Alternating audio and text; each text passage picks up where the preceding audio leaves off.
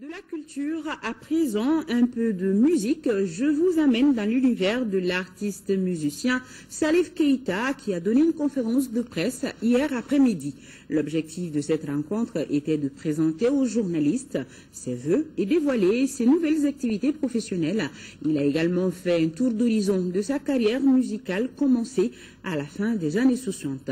Modibo Soiré a assisté à ce point de presse, son compte rendu. Nous sommes à quelques encablures du centre-ville de Bamako, juxtant la localité de Kalabankoro. Ici, la nature est généreuse et elle borde le majestueux fleuve Djoliba.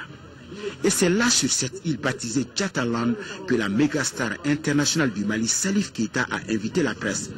Pas pour une partie musicale, mais pour cette traditionnelle vœu de nouvel an à l'endroit des hommes de médias. La politesse veut que je souhaite bonne et heureuse année 2014 aux femmes et aux bélomanes, même si ceux qui ne supportent pas le Salif Keita.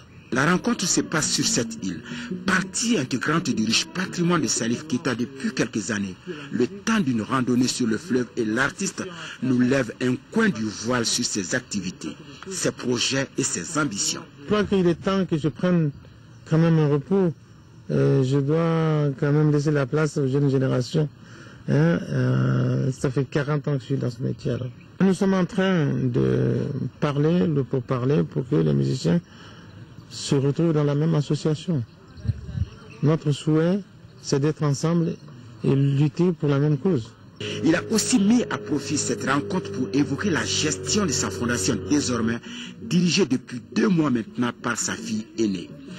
Et cette autre révélation, Salif Keita se lancera très bientôt dans l'agriculture et l'élevage. Un retour à la terre qui s'annonce au moment où le Mali retrouve la sérénité après la période de turbulence. Un bonheur que le crooner apprécie. Personne ne fera le Mali en dehors des Maliens. Et pour mieux le faire, il faut qu'on s'unisse, qu'on se donne la main.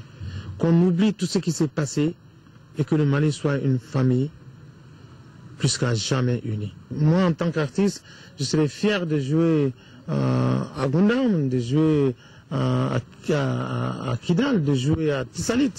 Et j'aime le Mali dans sa diversité culturelle. En attendant d'autres retrouvailles avec la presse, le prochain cap musical de Salif Keita, cette fois-ci avec ses fans, sera le festival sur le Niger à Ségou dans quelques jours.